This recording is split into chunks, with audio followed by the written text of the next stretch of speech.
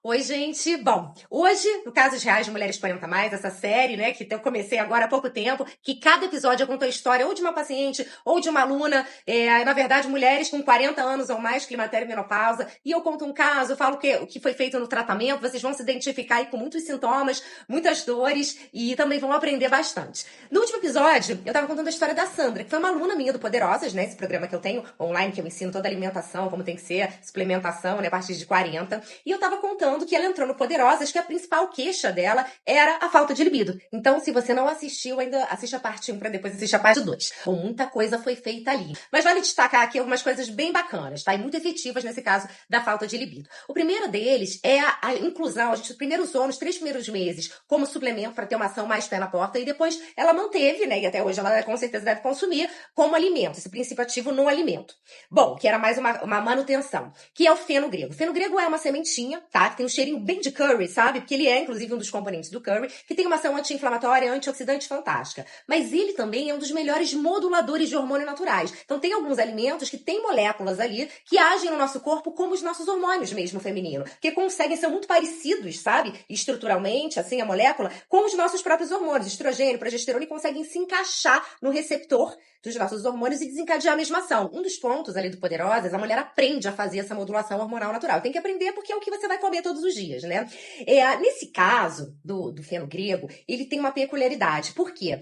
Os compostos dele conseguem se ligar para fazer um estímulo como se fosse o estrogênio, hormônio feminino, a progesterona e a testosterona. Então ele é muito completo. Como ele pega a testosterona junto, ele é excelente para libido, que é libido, né? Estrogênio mais a testosterona, aí já viu, né? Então a gente usou o feno grego 600 miligramas todos os dias, durante 3 meses. E depois ela usou o feno grego como chá. Como? Pega a sementinha do feno grego, aí coloca uma colher de sopa em 400 ml de água, ferve por 10 minutos de panela tampada e depois tá pronto ali o seu chá. E aí pode misturar com outra erva, né? Inclusive elas aprendem tudo sobre qual erva anti-inflamatória, estimula colágeno, é bom para desinchar e vai fazendo as combinações, vai virando as bruxinhas ali, né? Que eu falo que as poderosas, né? As mulheres que têm sabem fazer essa alquimia das ervas, dos alimentos, que são as feiticeiras mais lindas. As feiticeiras sempre foram as mais lindas, com certeza, porque elas sempre souberam fazer essas poções. Outro ponto bem importante é que a estratégia mesmo, para mulher 40 mais, a alimentação estratégica, ela é muito anti-inflamatória. Intensificou muito nisso também. O estrogênio, que é o principal hormônio feminino da mulher,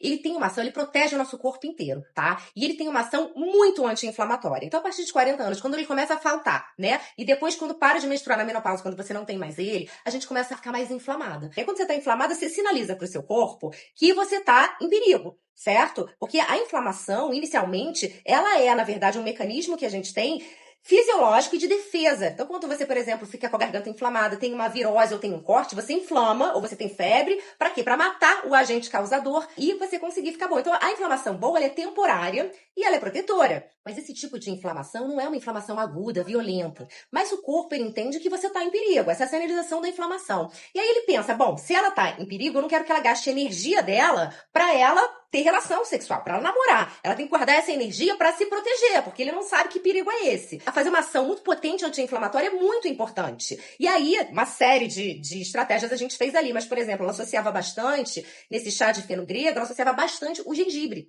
Muito, porque o gengibre tem uma ação anti-inflamatória muito potente. E muitas vezes usava também a casca da romã, que a casca da romã é muito anti-inflamatória, muito antioxidante e ainda também faz modulação hormonal natural. Ainda, a romã, ela também melhora a lubrificação da parede vaginal. Então, isso foi muito importante também, porque uma questão que ela tinha trazido é que quando ela ia ter relação, tinha um certo ressecamento que fazia ali também não ser muito agradável, doer, ela já não estava com libido, né? Então a gente usou bastante a romã. Outra coisa, a falta do estrogênio faz um afinamento dessa mucosa vaginal, o que causa também essa dor, né? E aí a gente usou bastante o colágeno, porque o colágeno vai promover essa melhora, que é uma perda de colágeno que você tem ali também. O colágeno a gente costumava misturar no chá de hibisco. E sabe por quê? Porque o chá de hibisco tem uma ação vasodilatadora. O que isso quer dizer? A gente tem um vaso aqui por onde passa o sangue, e aí ele faz assim, ó, ele dilata o vaso.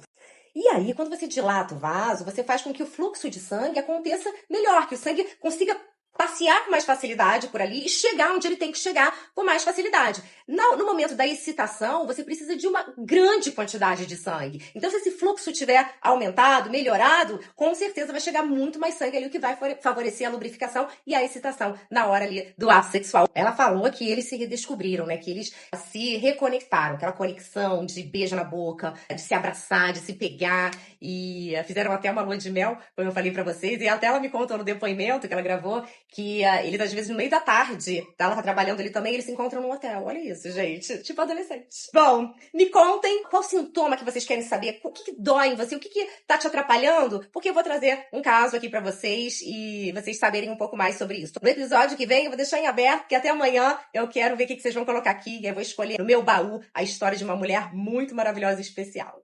Um beijo.